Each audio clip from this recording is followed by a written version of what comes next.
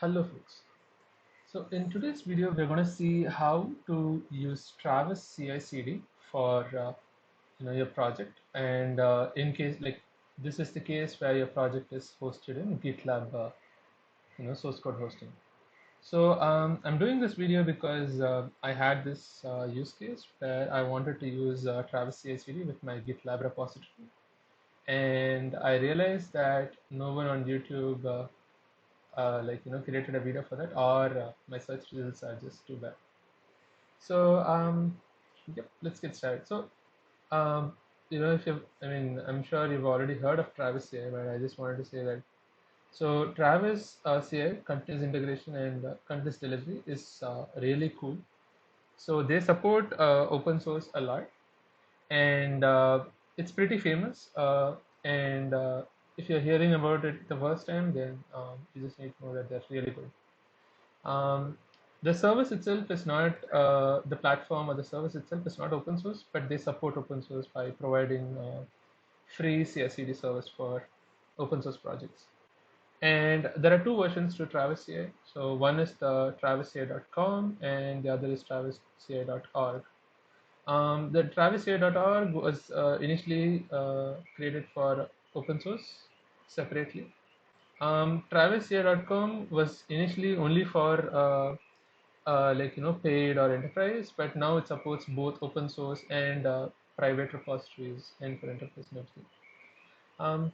So let's get started. So we are going to create a GitLab repository, and we're going to see how to run our tests using Travis CI.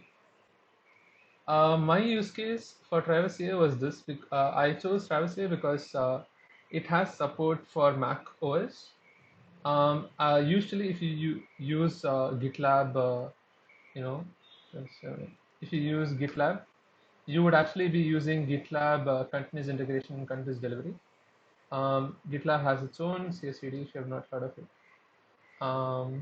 Just use for GitLab CI CD, and you should get some results. So GitLab has its own CI/CD, but they don't support macOS yet. I mean, so there's something called macOS. A runner, and you have to actually host your own macOS machine to run tests on macOS. So that is one use case for using Travis CI. There could be multiple other use cases, but I'm just going to go ahead and tell you how to use Travis CI with GitLab repository, and not go into too much details of why you would do that. Um, I'm guessing that you already have an answer to that. So I'm going to create a project. Let's call it GitLab and Travis demo, Travis CI demo, and we'll initialize our Git repository. And so I'm going to create a sample project. I'm going to create a Golang project. Golang is a very simple programming language. Um, it's pretty straightforward to create a small hello world with it.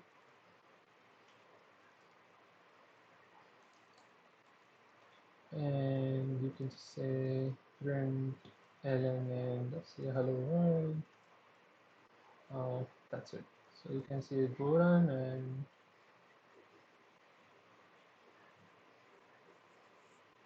it runs.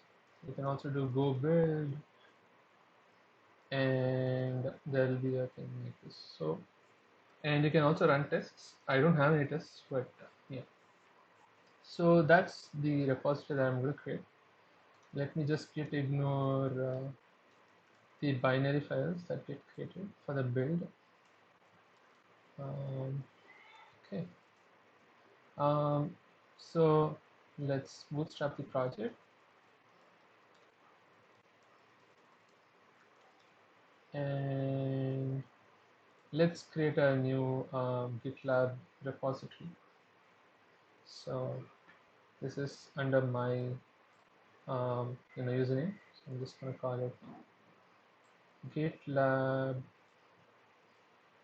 Travis CI demo, and use this sample repo repository using Travis CI as the CI CD source.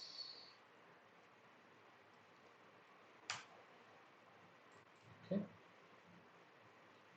and let's add the remote repository. Let's actually rename our branch domain because master is not such a good name for a branch. And we can put the person in branch, and we have a repo. We don't have a read, that's okay. And now we need to add CI/CD for this. So what can I run as part of this? So I can run build. I can run the binary itself, or I can simply run some tests. So these are three commands that I can run. There's also something called format, but CI/CD usually they don't do formatting. They do formatting in the local. So let's go ahead with these three commands and let's try to write a Travis CI YAML. So Travis YAML, okay, and so you can actually go and find the documentation for Travis CI in sorry, documentation, okay, and languages. I need Go language. Okay, so you can say language Go, and so the default, there's a default install thing and script. I can mention which version. What's the default version? Doesn't talk about that.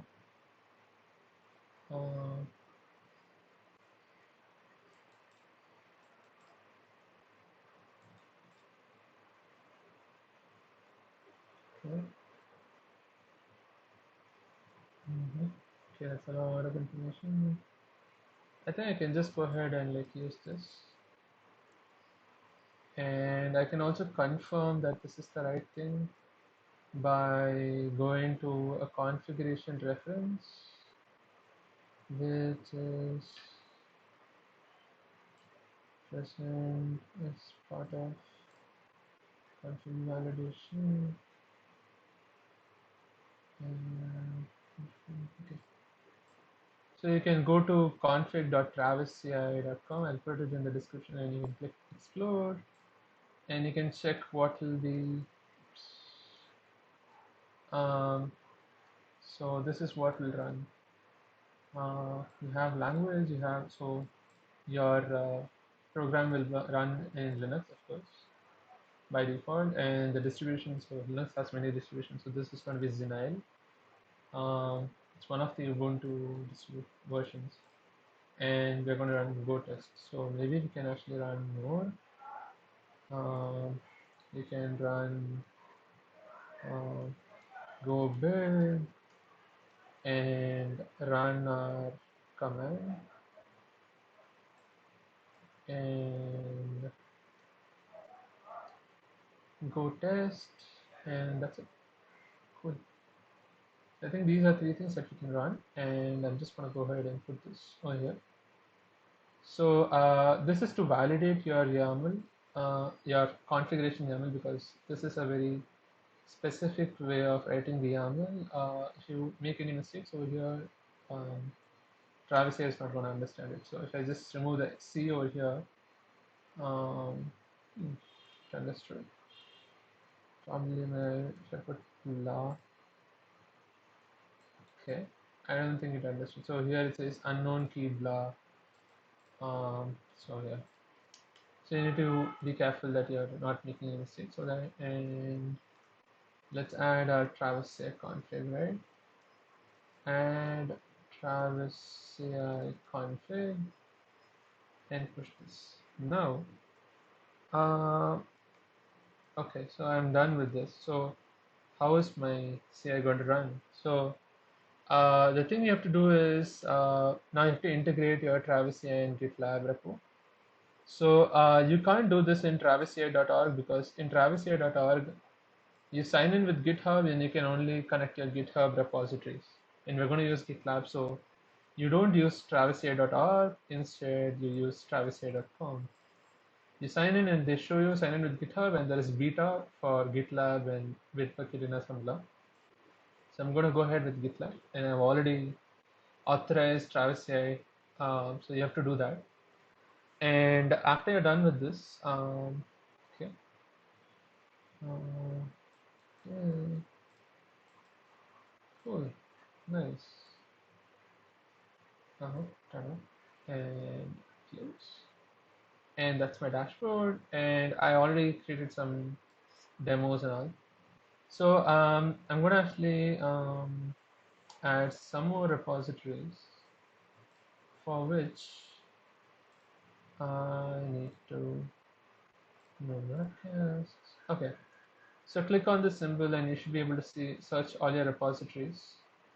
Now I'm going to search for my repository called GitLab and Travis CI demo.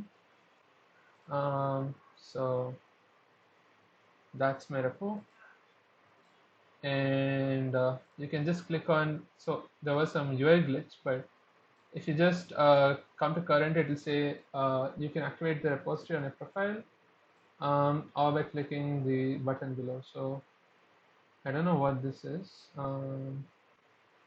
I guess I can go to my profile and then activate. Okay. So if you go to your profile, I think in the settings, so this is the settings it is.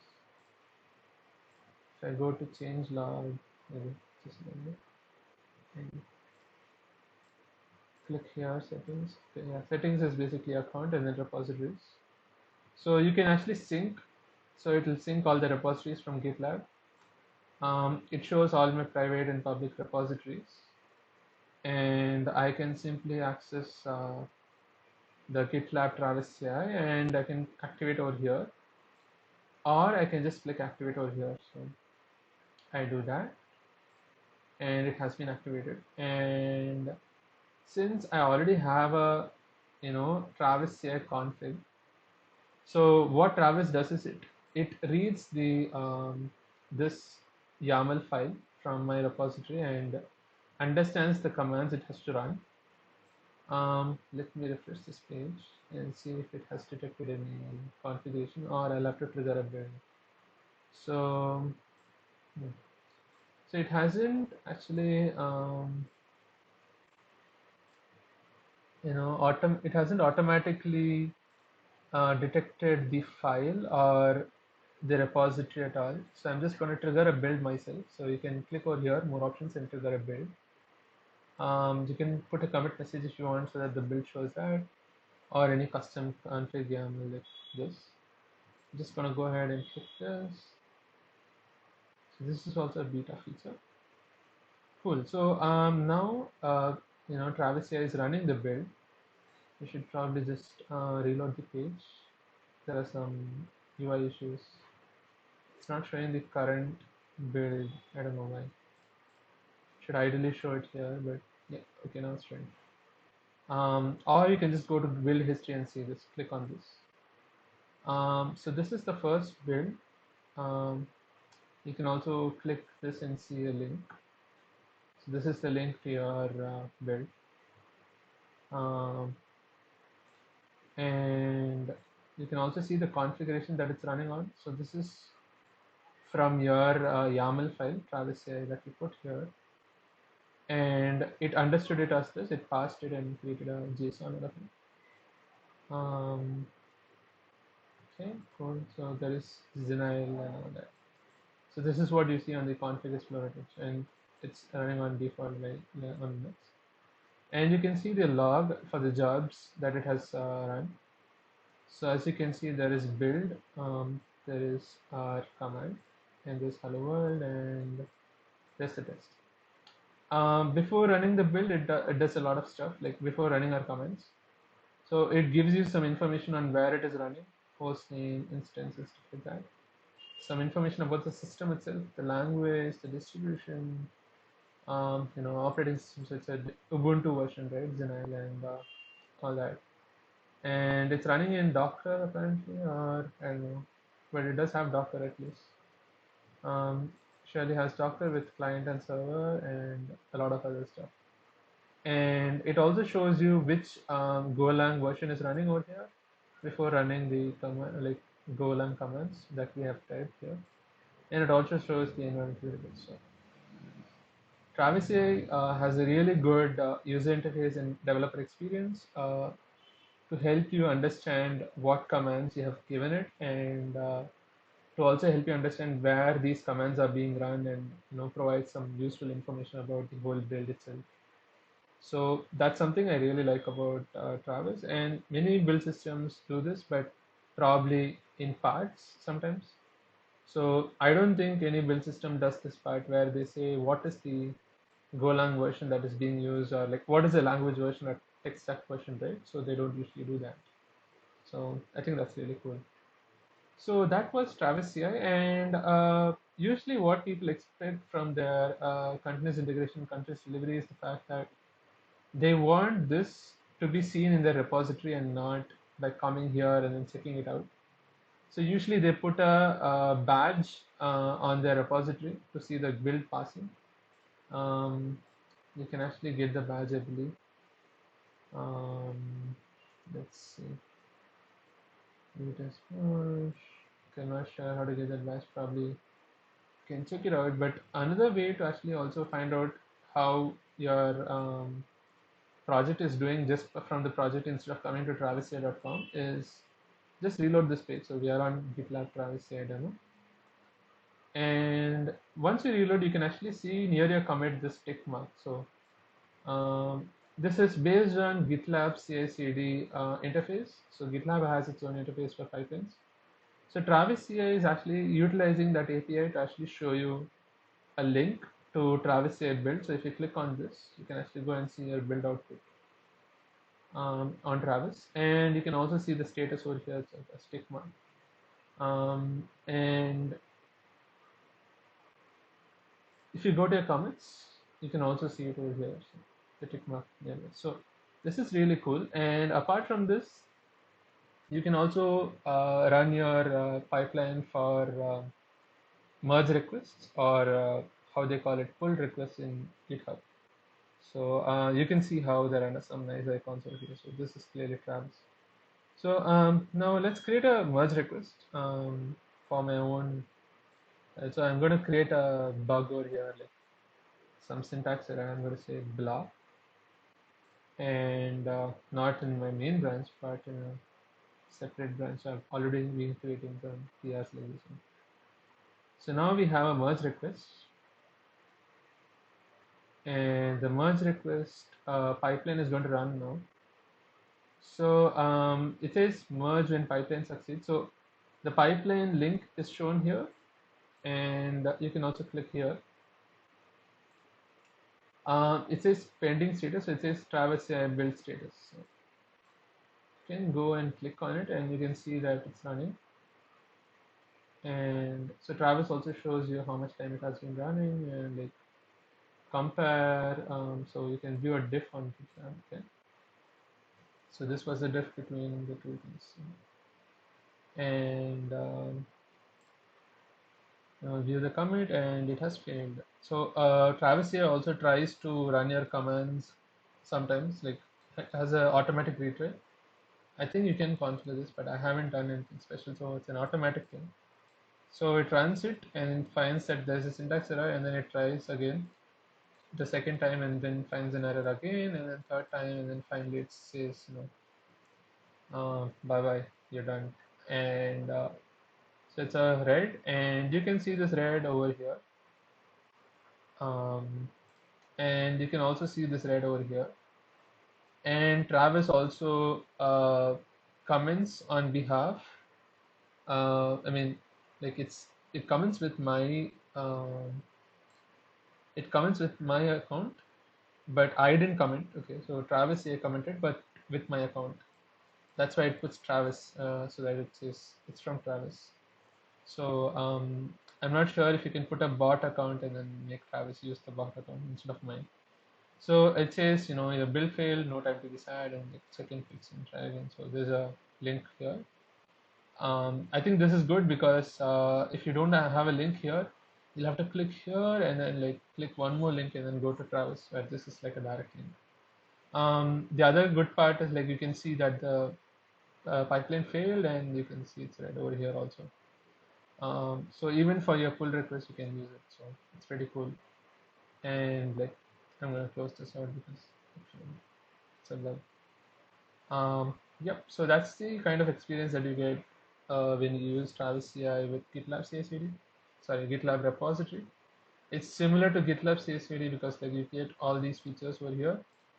Um, it shows up only as one single link over here and as a single job based on GitLab CI/CD, but um, you can go here and then understand what has gone on with respect to your repository, even though it's just a single link. And yep, that's it for this video. So if you have any questions, put it in the comments, and I'll be happy to respond to them and reply and help you. So yep, go ahead and you can try out Travis CI with GitLab repositories if you have the use case for it. Bye bye.